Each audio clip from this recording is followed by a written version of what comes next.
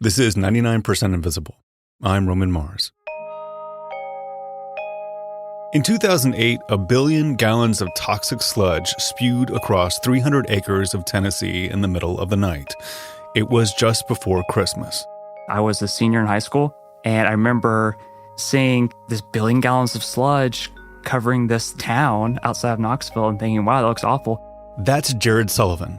For over 50 years, a power company called the Tennessee Valley Authority, or TVA, had been burning coal at a power plant near Jared's hometown. Burning all that coal helped bring electricity to the region, but it also created a mountain of ash and waste. Over the years, this mountain grew to be 60 feet high and 84 acres wide. And on December 22nd, 2008, the earthen embankment that contained this mountain of waste collapsed. A lethal wave of coal sludge inundated the countryside. If you pull up the footage and look it up on YouTube or whatever, it really sticks with you because it is biblical in scope what happened. This disaster came to be known as the Kingston coal ash spill, and the culprit wasn't a private company. It was the TVA, a federally owned electricity provider that had been set up by the government during the New Deal. Immediately after this happened, TVA's PR lackeys got on the news and basically said, this stuff isn't toxic, no big deal, don't worry about it. And 900 blue-collar workers from around the country descended on the site to help clean it up. Everyone expected that they'd find bodies under the sludge. It was a miracle that no one died that night. The real tragedy came years later, when many of the workers in charge of the cleanup fell sick and even died from health issues caused by inhaling the toxins found in coal ash. The fallout from what happened at the Kingston coal plant led Jared to look more closely at the company in charge, the Tennessee Valley Authority. The TVA has been around since the 1930s, and today it provides electricity to more than 10 million people. Its presence in the Southeast had a huge impact in transforming the region. The TVA is a backdrop to life as portrayed in Southern literature, film, and music. It's part of the region's folklore. So I thank God for the TVA. Thank God for the TVA. Where Roosevelt let us all work for an honest day's pay. I grew up in Tennessee, and everyone's kind of like vaguely familiar with TVA, but I did not really know the full history of what TVA was till I started reporting and writing this book. Jared writes about the TVA in his new book, Valley So Low. One lawyer's fight for justice in the wake of America's great coal catastrophe. It's hard to remember those long subtitles. I had to... I know, you see me side-eyed in my book. I was like, what's my book called again? Jared's book follows the aftermath of the disaster at the Kingston coal plant, and in doing so, his book reveals an even larger, ongoing American tragedy. How the TVA started out as a mission-driven public institution but ended up acting like a private for-profit company, and what that shift can tell us about the consequences of privatization. The story of TVA really begins in many respects with Franklin Roosevelt, who, as a young man, contracted polio and began making trips to Warm Springs, Georgia for treatment. And on those trips, he got a firsthand look at how dire the situation was in the Tennessee Valley. During the 1920s, the Tennessee Valley, which is an area covering nearly all of Tennessee, large chunks of Alabama, Mississippi, and Kentucky, and bits of 3 other states, was deeply impoverished. Much of the valley was farmland, but only 3% of these farms had electricity. The area also had a per capita income of less than half of the national average, and about a third of the population was stricken with malaria. The poverty was so crushing that it really challenged the notion of whether a democracy could care for its people and whether the American experiment had vitality. On the farms, crops would suffer from an uneven climate. Constant flooding from the Tennessee River would badly damage the soil. Sometimes the outlook was so bleak that people would abandon their farms altogether. In the mountains, families lived in very crude, rudimentary shacks. They slept, in many cases, multiple people in a bed to stay warm throughout the winter. Infant mortality rates were high. People caught typhoid from drinking bad water. Malaria was endemic. It was a grave, grave situation. There was this notion that something needed to be done, if not simply for the good of the people, then at least to prevent some sort of uprising. There's actually some concern that the Southeast was like ripe for a populist uprising, like because the system was so not working, because the Bolshevik Revolution had not been that many years in the past, right? So there was really a strong sense of like, we have to do something or this region may never catch up, or worse. The idea was simple. Electric power should become a public good, because if you want to improve people's lives, you have to give them electricity. The problem was at the time that all the big power companies were owned by private holding companies, and there was no financial incentive for them to provide power to rural areas because there were just not that many people out there. There was not that much money to make from these rural communities. But as a result, these communities were basically stuck. Then in 1933, FDR got sworn in as president and pretty quickly got to work on New Deal programs, one of which was to establish a power company, the Tennessee Valley Authority. In 1933, we started. Down on the Tennessee River, when Congress created the Tennessee Valley Authority, an authority commissioned to develop navigation, flood control, agriculture, and industry in the valley. It was, for almost a quarter century, the single most ambitious public work project in the world. Its mission was to lift the rural South out of poverty by making electricity more accessible to all. TVA had three basic goals: control the Tennessee River, produce power, and improve agriculture. The Tennessee River's propensity to flood not only damaged farmland, but also sometimes took out entire towns. It wiped out the city of Chattanooga, and I believe it was the 1870s, almost completely drowned the whole city. So they needed to control the amount of water that was coming down the Tennessee River, because you can't develop as a society if your city's getting washed away every dozen years or so, right? The goal was to control the river and generate hydroelectric power, and so began the construction of the dams. They used eminent domain to remove about 20,000 families from their homesteads, and in their place, they peppered the valley with dams and brutalist concrete buildings. Shortly after the TVA Act of 1933 is passed, TVA rushes to start building hydroelectric dams throughout the Tennessee Valley, and the first one that they complete themselves from start to finish is Norris Dam, outside of Knoxville. First came the dams. Up on the Clinch, at the head of the river, we built Norris Dam, a great barrier to hold water in flood times and to release water down the river for navigation in low water seasons. This is the middle of the Great Depression. People needed jobs, so they hired 40,000 men to throw up these dams all up the Tennessee River, and they ended up building, it was 49 dams in all, 29 of which produced power. So that helped control the river, and it helped generate much-needed electricity in the South.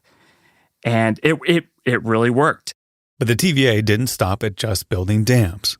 TVA initially had all these other like utopian side projects. It's hard to imagine the federal government ever doing something like this today. It had a mobile library service that loaned out tens of thousands of books to people. It started a ceramics laboratory. It created 13,000 demonstration farms where it taught locals how to maximize crop yields. Alongside TVA's construction of their first dam in 1933, they also established a town called Norris. Norris was created to house the workers building the nearby dam, but the town was also a way to show America how cooperative living could work. Norris was completely walkable, with most homes facing each other instead of the street. It included a greenbelt, a school where dam workers could take classes, a post office, a gym, and even a farmer's market. And TVA, some of their board of directors actually lived in this little plain community. It's very cute. It still exists to this day. In those first few years, TVA continued to steadily build more and more dams, and in the process, they became the largest producer of electric power in the United States. But these massive government interventions came with a lot of pushback. It was a huge fight over like transmission lines, and private industry definitely pushed back on TVA. They were very scared that TVA was going to expand into their territory. A guy named Wendell Willkie led the fight against the TVA. He was the president of a large private power company in the South. Wendell and other power company reps complained bitterly about what they saw as unfair competition. They took the TVA to the Supreme Court and lost, twice. The TVA had this grand ambition to electrify the South, and it did. The dams tamed the rivers and controlled the floods, which meant healthier soil and more productive farmland. Hydroelectric power was cheap and available, which meant the standard of living increased dramatically.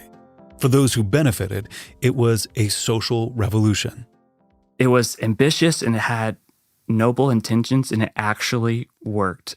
And I really do feel like it is like an American miracle. It exemplified like good government in action. For the first time ever, the Tennessee Valley could be lit up after dark. In one of the most conservative regions in the country, millions of people got their electricity from a federal agency that had no shareholders to answer to and no profits to make. And then, something happened that caused the TVA to suddenly change direction. The big thing that forever changed TVA was World War II. During World War II, TVA supplied a tenth of all the electricity used by the country's defense industries. The TVA, which was a program of the federal government, was suddenly summoned to support the war. Electricity was needed to produce weapons and military equipment, and to build atomic bombs.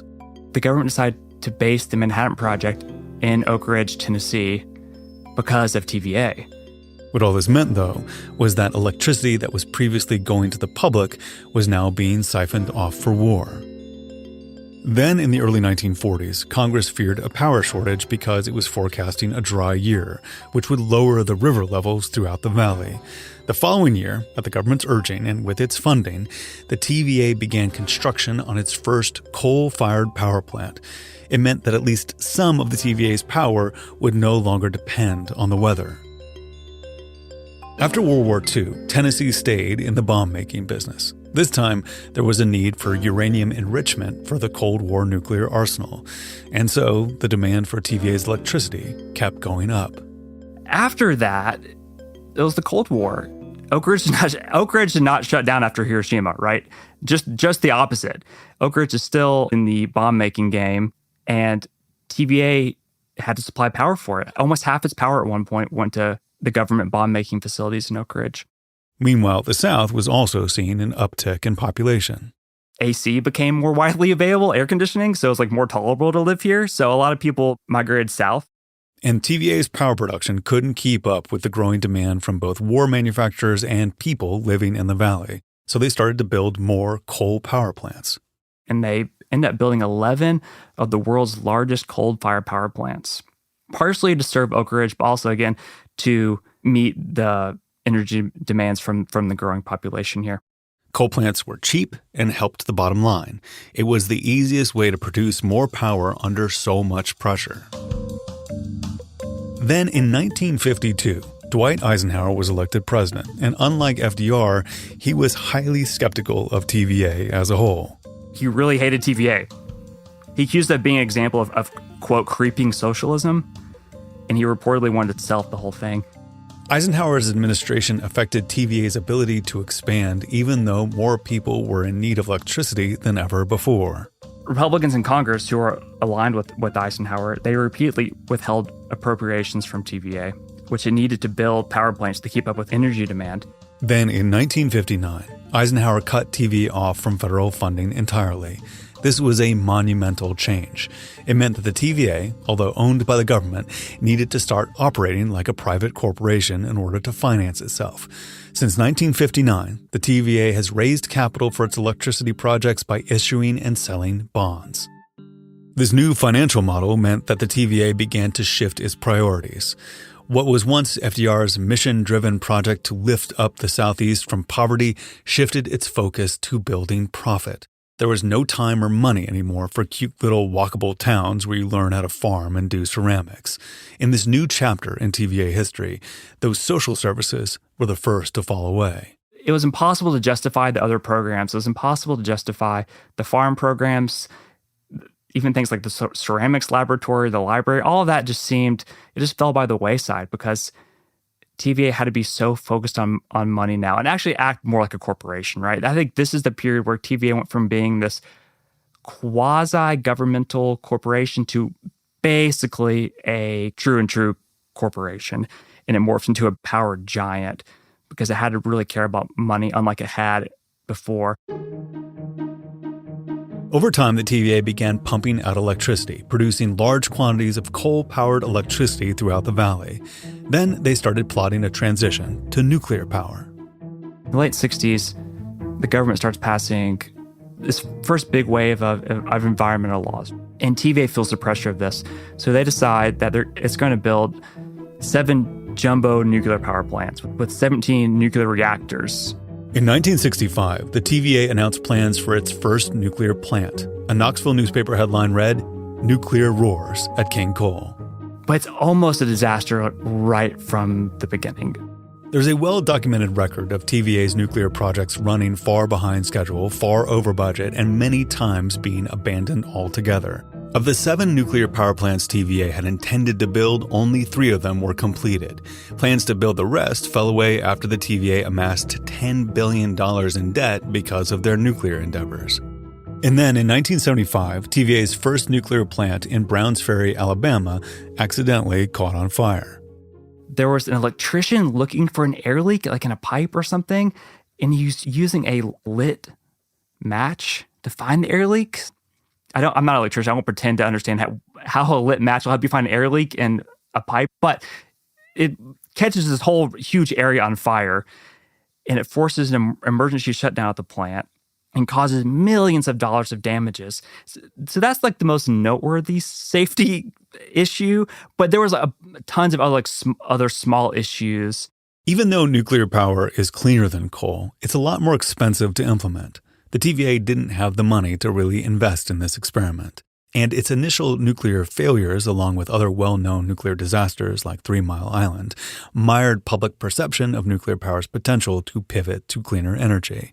Throughout the 1980s, the TVA canceled or put on hold many of these nuclear projects. Some exist today only as blueprints, while others are fragments of concrete and metal that dot the landscape of the Tennessee Valley. The nuclear fiasco has left TVA with a total debt of nearly $20 billion. All of this also meant that the TVA was still heavily relying on coal to produce its power. So TVA wanted to get off coal, it just couldn't. But it was still effectively hooked on coal and would be for the next several decades. And that is really where my book picks up. It's after decades of TVA burning coal and not being able to get off of it. After the break, I talk with Jared about one of the consequences of TVA's decision to stick with coal, that billion-gallon toxic sludge eruption at the Kingston coal plant in Tennessee.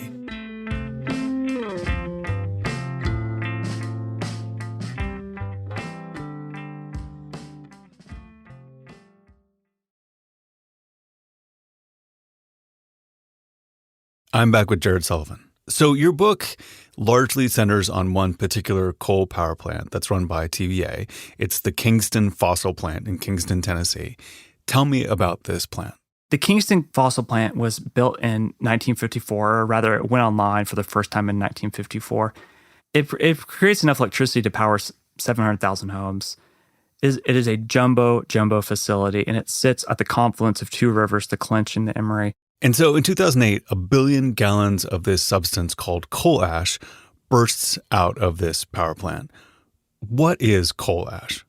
Coal ash is kind of it's like the stuff that's left over after you burn coal to produce electricity.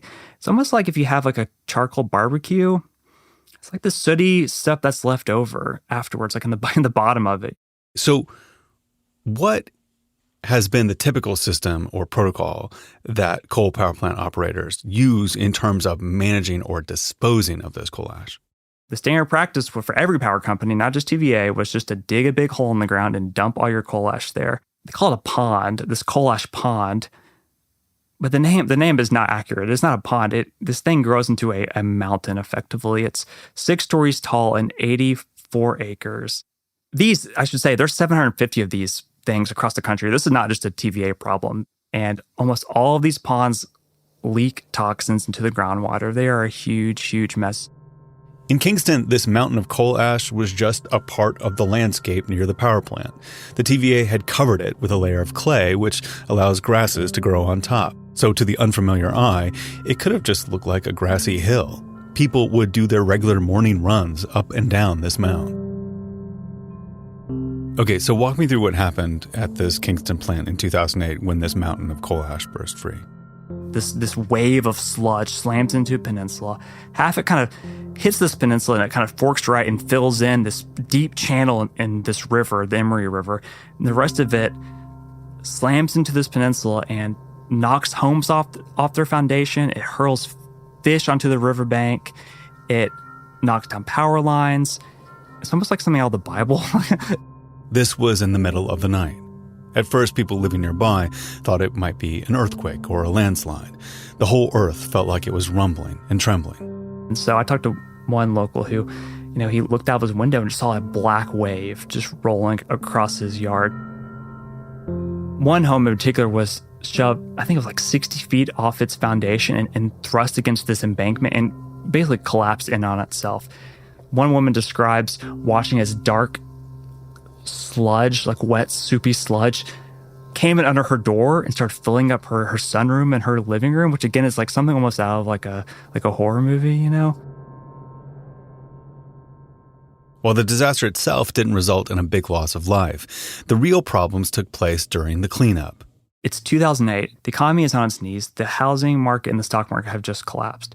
TVA hired 900 people from across the country to come clean up the disaster.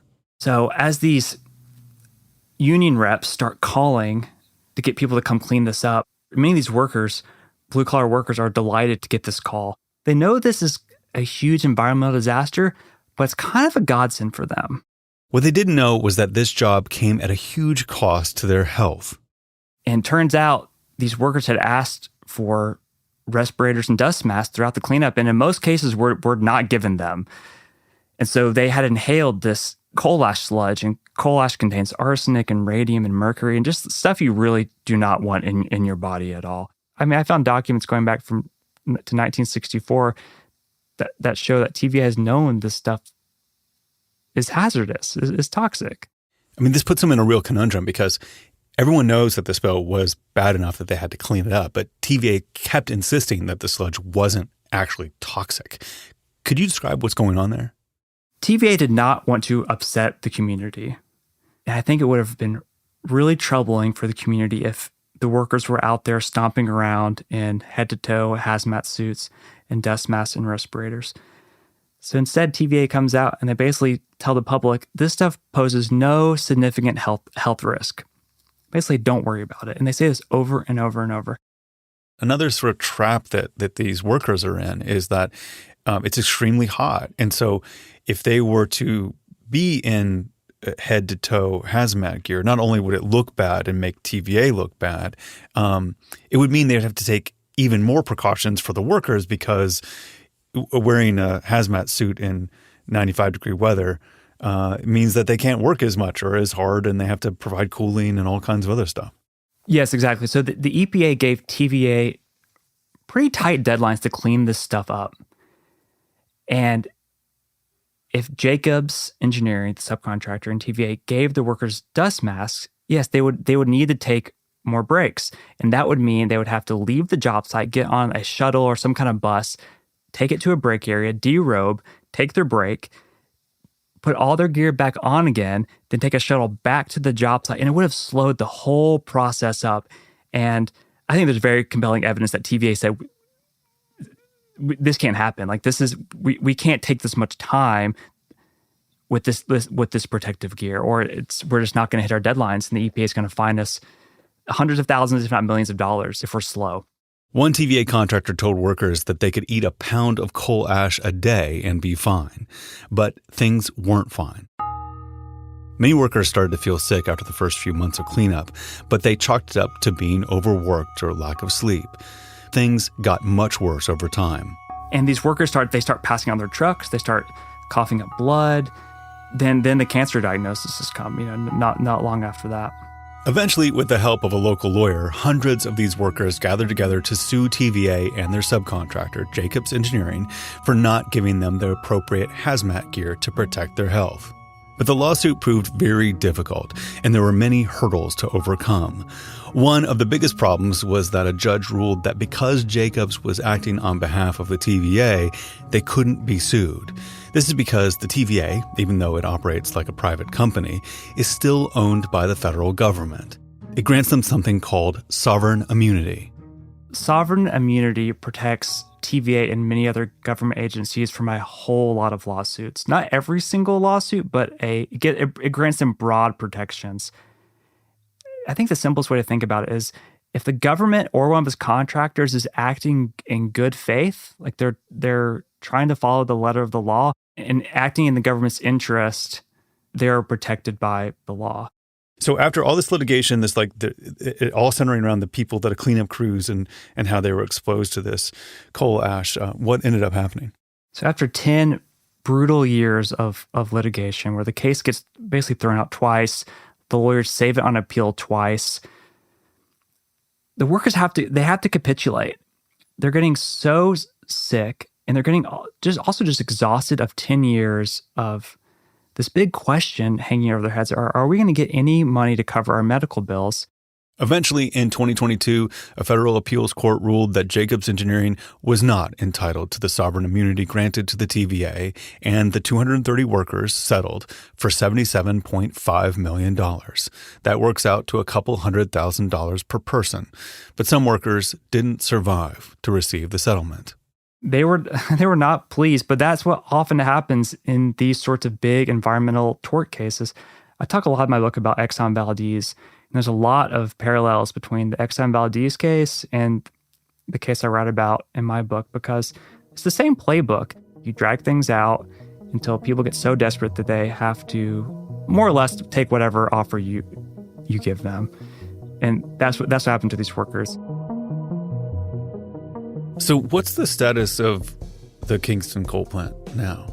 It is still up and running right at this moment. I believe the intent is to convert it into a natural gas facility. TVA, over the past 10 years, basically ever since the Kingston disaster, has been gradually phasing out its coal plants and turning its coal plants at these same sites, building natural gas facilities.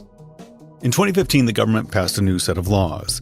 These laws mandated that the TVA had to monitor its active coal ash dump sites to make sure that coal ash wasn't contaminating the groundwater. But there's a major loophole here. Most coal ash sites across the U.S. aren't actively used. There are still many giant holes in the ground filled with coal ash across the country, but the power plants they're connected to aren't operating. These sites do not need to be regulated. Yeah, so earlier this year, the EPA under President Biden finally passed a rule that required power companies to monitor their legacy or old coal ash ponds and to remediate or clean up any contamination that they found. The problem with this is that the power companies self-regulate under these rules. And you can read my book and judge for yourself whether you trust power companies to be honest about whether their coal ash ponds are contaminating groundwater. I, for one, would rather have EPA people on staff independently testing these sites. Studies have found that of the 750 coal ash ponds across the country, almost all of them contaminate groundwater. They contaminate thousands of miles of American rivers and the drinking water of millions each year. I think a lot of people in bad faith could go, well, the TVA is the real problem here. But I sense some reluctance on your part to vilify the TVA because of its, rich history of acting on behalf of people for decades and then becoming this corporate entity that caused a lot of harm. Could you talk about your ambivalence about the TVA and how you want its legacy to be presented to today's world? I do not want to burn TVA to the ground. Okay. Some people do. Yeah. I do not. My book is very critical of TVA because it has made some horrible missteps over the years. And I think what happened at Kingston is an American tragedy. The Kingston disaster was a huge black eye for the organization. But we need TVA to be great. We need them to produce abundant, clean power, so we can hit our climate goals, and so we can continue to have industry here. The South still lags the rest of the country in income and whatnot. And I wrote a very critical book of TVA in hopes that TVA can be reformed and can recapture some of the FDR era magic that it had. Well, it's clear that these dirty coal plants make people sick, and TVA knows this. So could there be a way for TVA to try again with nuclear power like they did in the 1960s and 70s, but this time without the failures? Like, I'm just curious about what could be possible with nuclear power and how our clean energy landscape would look today if the government had fully invested in that path back then. Problem with, okay, I mentioned the 7 nuclear power plants that TVA wanted to build. It only completed 3 of them. But as a result of that, it is billions of dollars in debt. $20 billion in debt, actually. Well, there's a cap on how much debt TVA can take on. It's $30 billion. So it only has $10 billion of wiggle room to build more stuff. Well, nuclear power plants cost more than $10 billion. So TVA is in a tight spot right now where it actually is trying to decarbonize, because I think it sees, because of the Kingston disaster and other such missteps, it knows that coal is not the future. It knows it needs to get off fossil fuels, but it really can't. But it is an American tragedy that TVA did not build those 7 nuclear power plants. Now this region, the Sun Belt, is exploding in population, and we need those nuclear power plants more than ever. Yeah. To me, the sort of the original sin of it is the 1959 Act to make it self-sufficient and act like a corporation. I mean, like I firmly believe that anyone who believes that the government should be run like a business doesn't know anything about government or business. Like that's not how things work. That's totally my view. We have to hope that lawmakers outside the Tennessee Valley nudge it in the right direction. Yeah. Well, what it needs to do to work is it needs to be run the way it was designed to run, which is a socialist organization. I mean, it's the source of the conundrum is that it is a thing designed to do a thing that is not allowed to do that thing it was designed to do. Exactly. I'm kind of like a classic New Deal Democrat, and so I actually have a TVA Electricity for All baseball cap that I wear. So can I wear this with pride? Like, when you think of like, what does TVA mean to you, and would it be okay for a progressive like me to wear a TVA hat?